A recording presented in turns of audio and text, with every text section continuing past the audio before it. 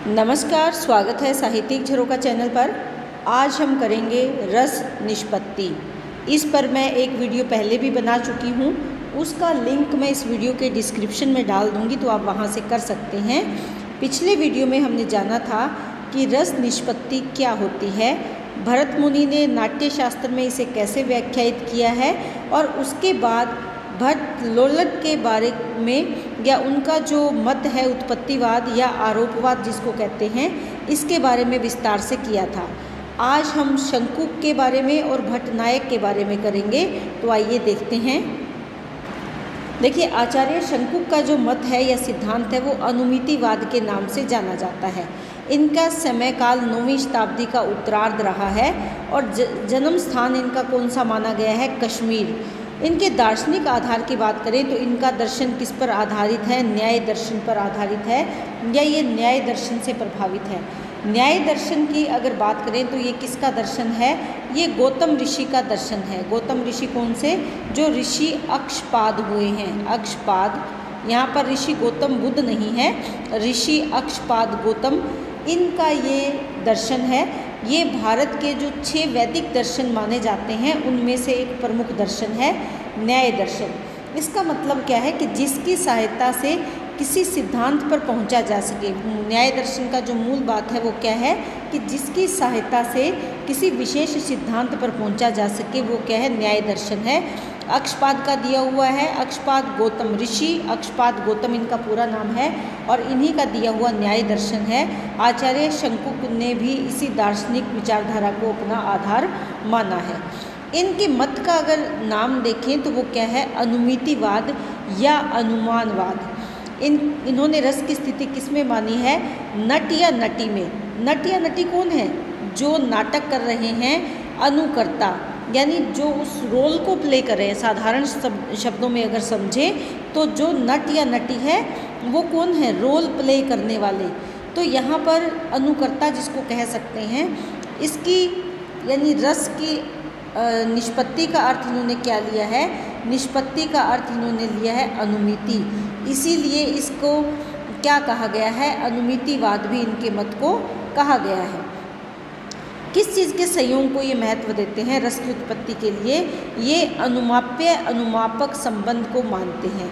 देखिए, यहाँ पर साधारण सी बात है, आप शब्दों की गंभीरता पर ना जाए कि अनुमाप्य अनुमापक कैसे लिखेंगे, क्या है, समझ में नहीं आ रहा। बहुत साधारण सी बात है। अनुमाप्य का मतलब क्या है? जो ज्ञात नहीं है या जिसका ज्ञान नहीं है। और अनुमापक कौन है? जो ज्ञान करवाता है, जो ज्ञान करवाता है। साधारण सी तरीके से इसको समझिए तो अनुमाप्य क्या है? रस है। रस हमारे मन में तो है, लेकिन इसका ज्ञान नहीं है, हम केवल इसका अनुमान लगाते हैं। और अनुमापक क्या है? अनुमापक है विभाव। विभाव जो क्या करते हैं? जिसके माध्यम से अनुमान लगाया जा सकता है या ज्ञान करवाया जा सकता है। मान लीजिए रस कौन सा है? भय कैसे है? मेरे मन में है या नहीं? तो क्या होगा? विभाव ही उस भय को मन में उत्पन्न करने का कार्य करेंगे। रस तो पहले से है, लेकिन विभाव क्या है? उस रस को उजागर करेंगे या स्पष्ट करेंगे। तो ज्ञान कहाँ से हुआ? विभाव से, यानी अनुमापक से। तो इसको साधारण समझिए। यहाँ अनुमापक क्या है? रस है, और अनुमाप्य है रस, और अनुमापक क्या है? विभाव है। तो संयोग की स्थिति किस में मानी है? अनुमाप्य और अनुमापक में। रस और विभाव, रस यहाँ अनुमाप्य है और विभाव यहाँ पर क्या है? अनुमापक है।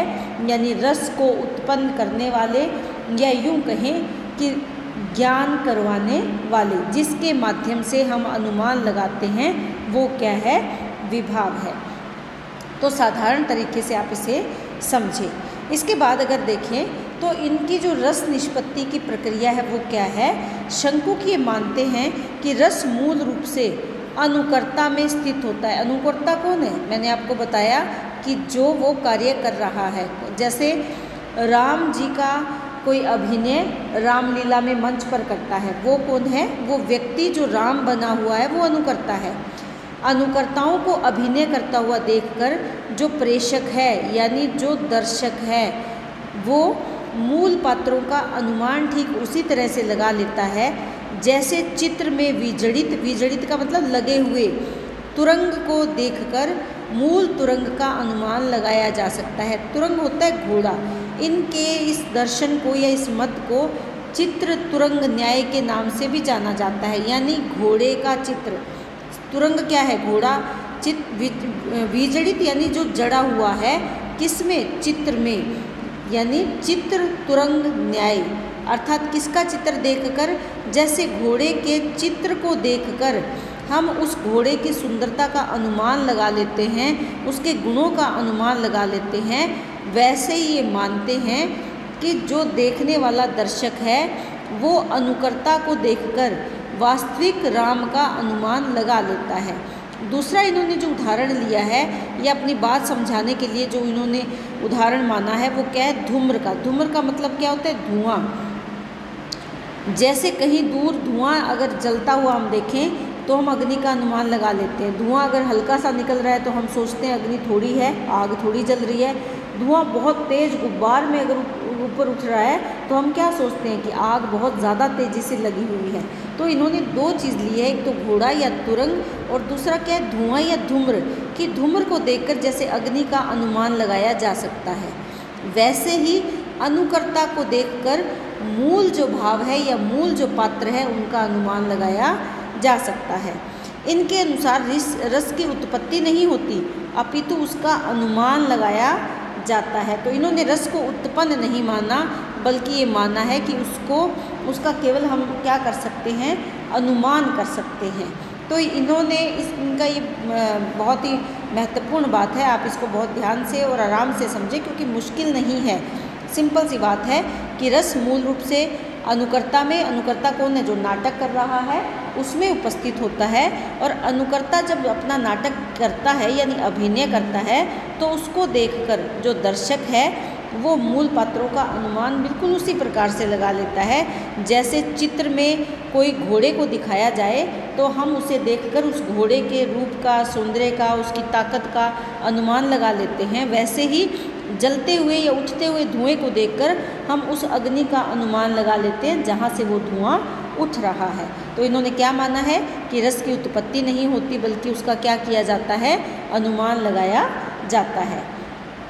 इनके मत की विशेषताओं को देखिए, ये क्या कहते हैं? इनके मत को चित्र तुरंग न्याय या धूम्र अग्नि न्याय भी कहा जाता है। मैं ये आपको बता चुकी हूँ। चित्र यानी क्या है? फोटो, किसकी? घोड़े की।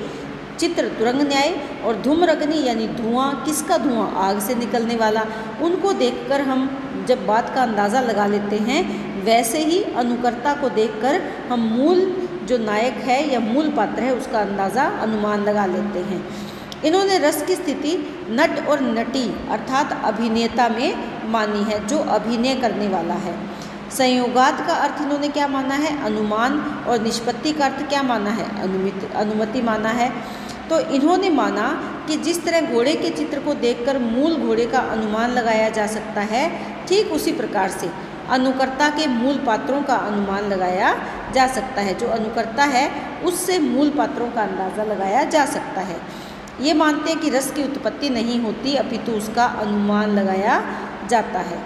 इन्होंने रस एवं विभाव में अनुमाप्य और अनुमापक का संबंध माना है। अनुमाप्य क्या है? जो इसका हमें क्या करना है? अनुमान लगाया जाता है। और अनुमापक कौन है? जिसके माध्यम से अनुमान लगाया जाता है, यानी जो सहायक बनते हैं अनुमान लगाने में, उनको क्या कहा है? अनुमापक। और अनुमापक क्या होते हैं? विभाव। और अनुमाप्य क्या है? जिसका अनुमान लगाया जाना है, वो क्या है? रस।